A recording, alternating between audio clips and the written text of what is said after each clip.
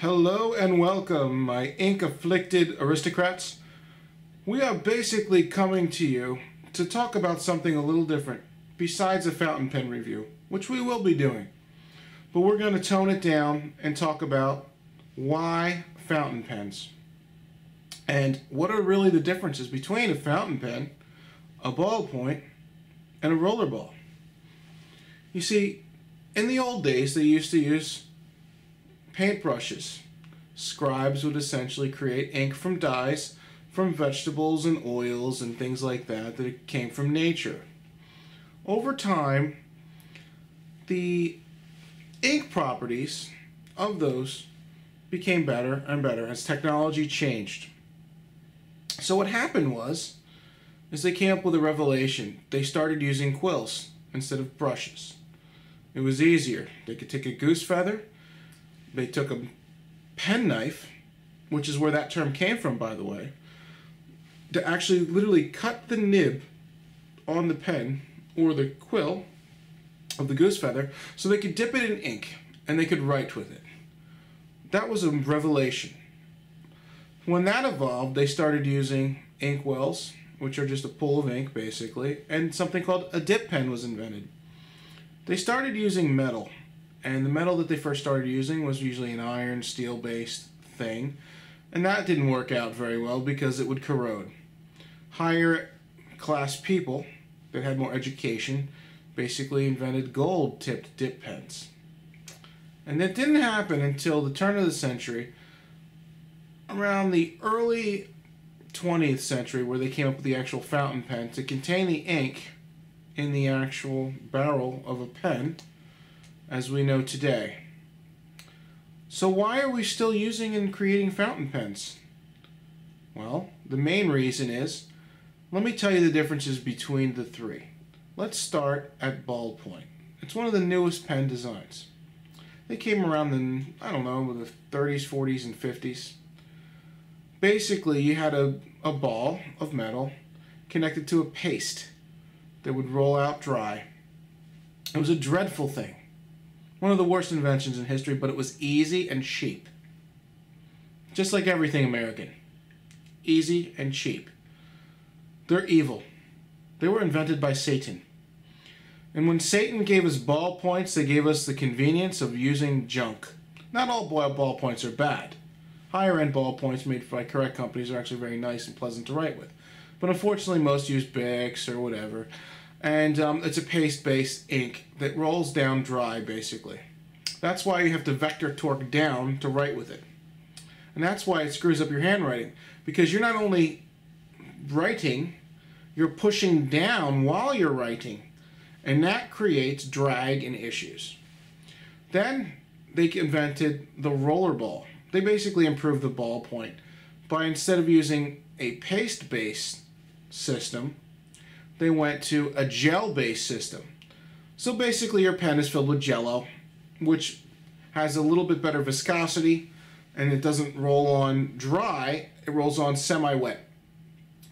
And that's why most rollerballs have to be capped, or else they will dry out, where most ballpoints, you can let them hang out till eternity in general, and they really will still write. That's one of the appeals of them, to people that want something that works all the time, even though it's terrible. So when they invented the rollerball, you essentially had another system that was a little bit better than the ballpoint. So why did we get rid of fountain pens? Because people don't know what they don't know, and they went to the cheap, easy, instead of something that made sense. In the old days, they used to make high-quality things in America, in this country, in Germany, in Europe, and other places too, in Japan, and things were made right. And you could refill the pens with bottled ink. And what are the advantages of a fountain pen? The advantage is this.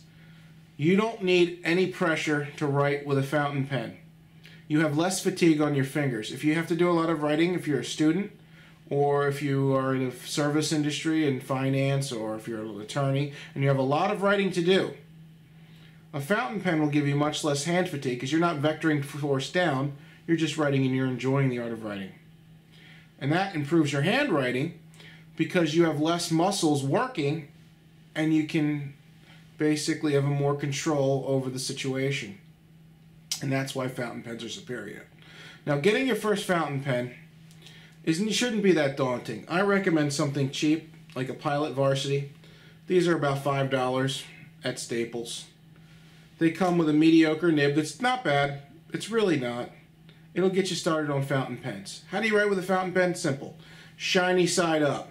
Light, and I do mean light, pressure.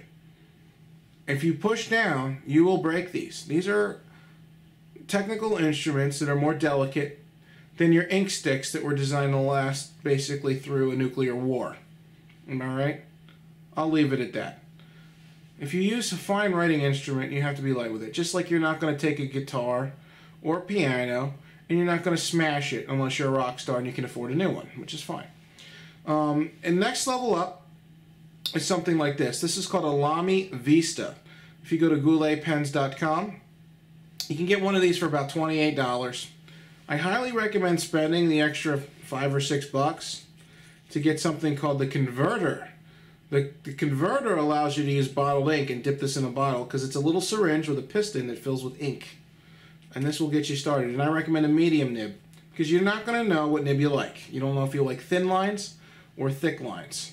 Typically, the nib sizes are extra fine, fine, medium, broad, extra broad, double broad, triple broad, and then stub, and then italic 1.1, italic 1.3, italic 1.5 for calligraphy-based applications. And there are a lot of specialty nibs as well, particularly from the Japanese form of writing, which is different than the Western form of writing, so they need different applications.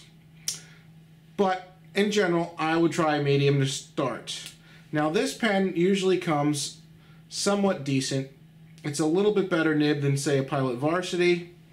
But the most important piece of equipment you're going to need is an open mind, because this is going to be different. You're going to have to keep the shiny side up, light pressure, and you have to hold it correctly.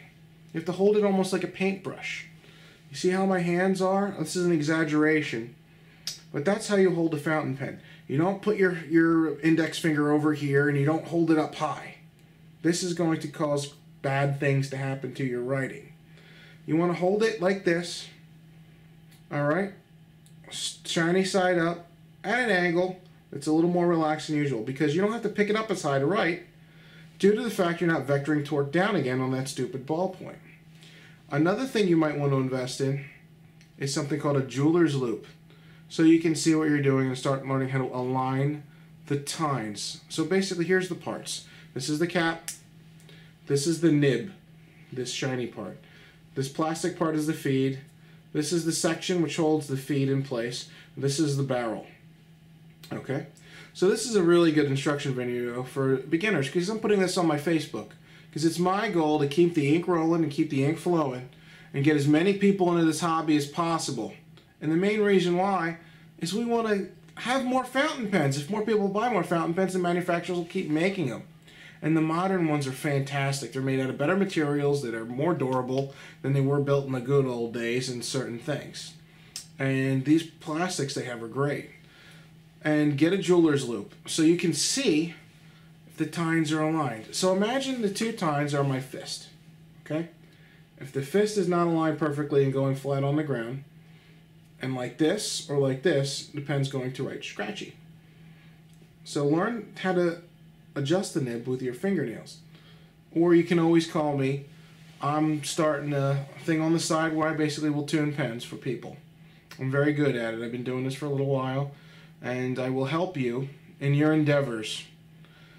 So that's basically why fountain pens. I do recommend this Lamy Vista, $28. You can get a bottle of Noodler's Blue, for example, for $12.50 and $5 and change or something like that for the cartridge converter that will fill it with bottled ink.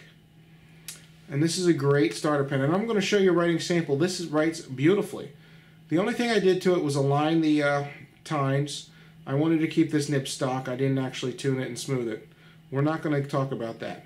But aligning your nib is something everybody should learn how to do. You're not going to be able to do it with your eyes. You're going to have to get a 10x jeweler's loupe.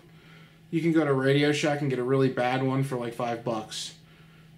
If you want a higher quality one, go to richardpens.com, richardspens.com. Richard Binder is a nib meister.